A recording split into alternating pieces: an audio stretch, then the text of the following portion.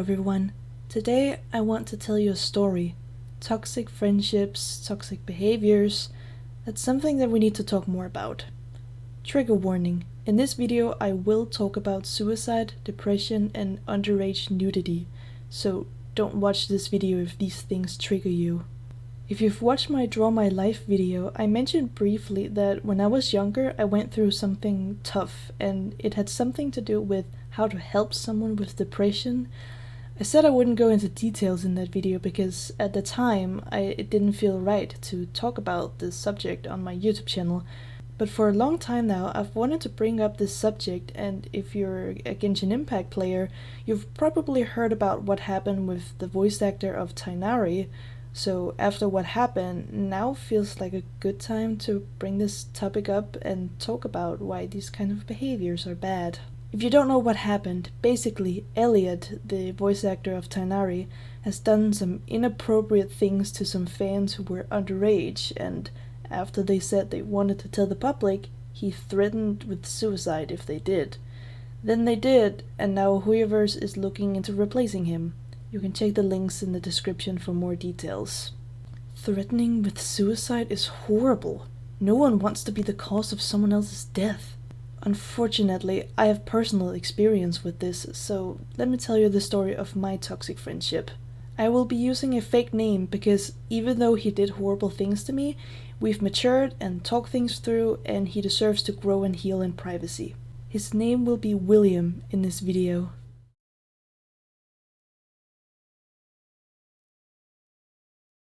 William and I met through an online video game when we were both around 12 years old. From day one, we teased each other and chatted and had fun. The next day, he told me that he had a crush on me. I barely knew him at the time, so I told him I wouldn't be his girlfriend. Then immediately afterwards, he talks about his depression and suicidal thoughts. This is a big red flag. I'm pretty sure he tried to guilt-tripping me into being his girlfriend, but at the time, I was a naive 12-year-old.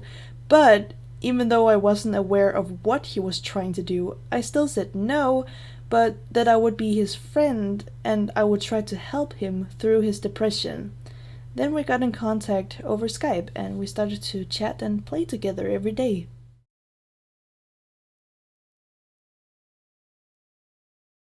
We became close pretty quickly. We started to Skype call each other every day with Facecam, which, by the way, is how I knew he was around my age. We played together every day, and I started to consider him my best friend. William and I even started to talk about things that I had never talked about with anyone else before, like porn and sex. I didn't think much of it. I actually thought it was interesting. During the day, we would play around, chat, and make adult jokes. We used to laugh so much together. During the night, though, we would stay up late texting each other, where he would talk about his suicidal thoughts. A 12-year-old does not know much about depression and how to properly help someone with it, so I would try and talk about reasons to live, great things about life, or it would make me really sad if you died, 'cause you're my best friend. So I would stay up late and get too little sleep at night, wake up, go to school, and have him on my mind all day because I would be so worried about him, and also be really tired. Then I would come home and he'd still be alive. If you have someone in your life who has depression, it is not your job to cure them. It is not your responsibility. These kinds of people need professional help. I did not know this when I was 12.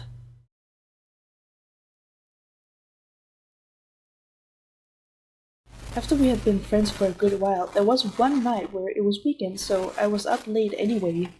We were talking about his suicidal thoughts, like usual. He mentions that watching porn usually puts him in a better mood when he's down.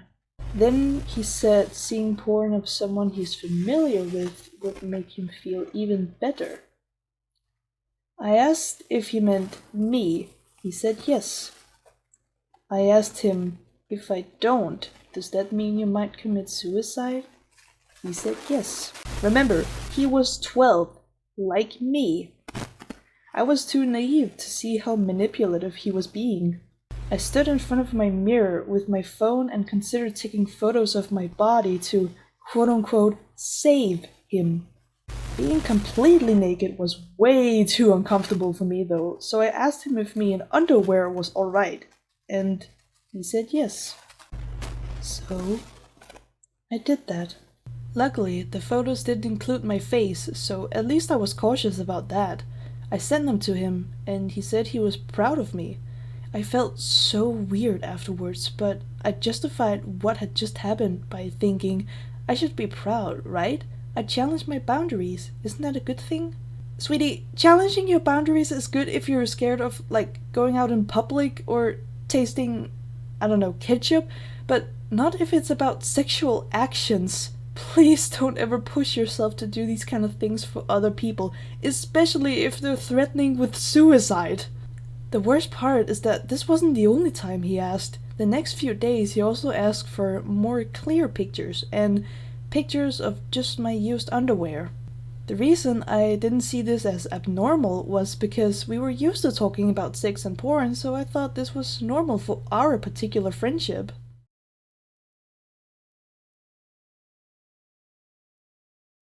Throughout our friendship, I would occasionally ask for advice from my friends and family about what I could tell William when he was feeling suicidal, as in what I could say to make him feel better.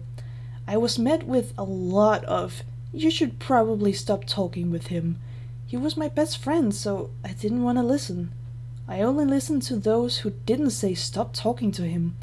My mom even tried making into a rule that I stop talking with him at night, so I could actually get some sleep and just continue having fun chats with him during the day and not talk about depression with him at night. I followed this rule for a little while and then stopped. One day though, my mom said to me, "Those people who are actually suicidal, they won't talk about it, they'll just do it."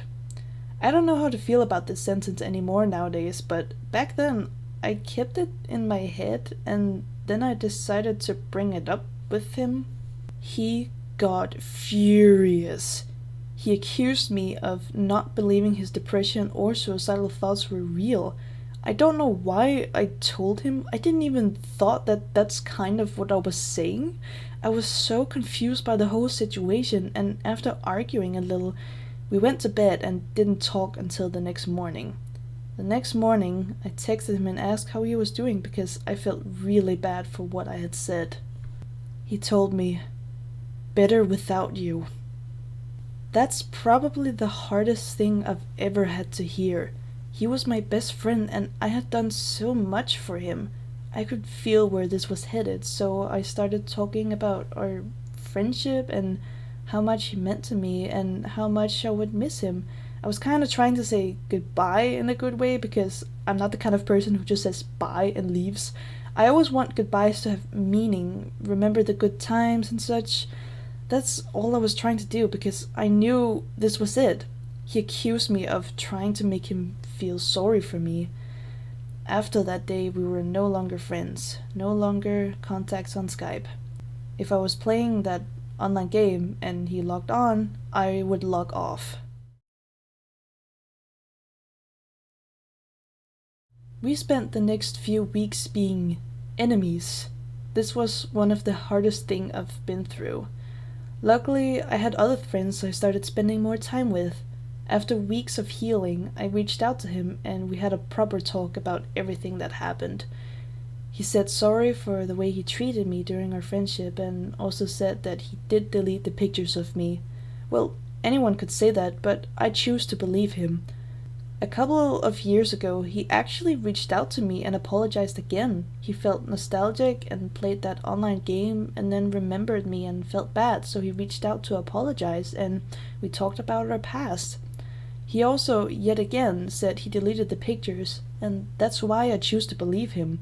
If he truly didn't change and had kept the pictures to himself, why even bother reaching out years later to apologize?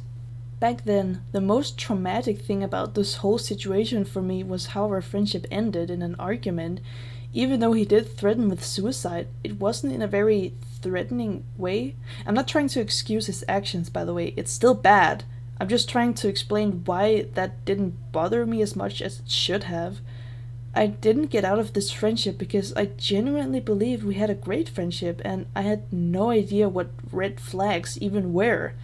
Even though I was tired every day from staying up late worrying about my best friend's death, I thought I was doing the right thing.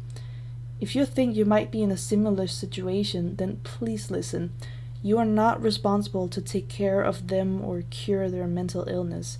If people around you suggest you get away from this person, please consider their suggestion. If you feel that your boundaries have been crossed, take a step back. Reach out to someone. Don't bottle up your feelings. You're not alone. No matter how messed up someone's mental health is, it is no excuse to treat others like crap. It can be an explanation, but not an excuse. I've provided a link in the description with 17 red flags in relationships, which are usually true for both partners and friends, so check that out if needed. Thank you so much for listening to my story.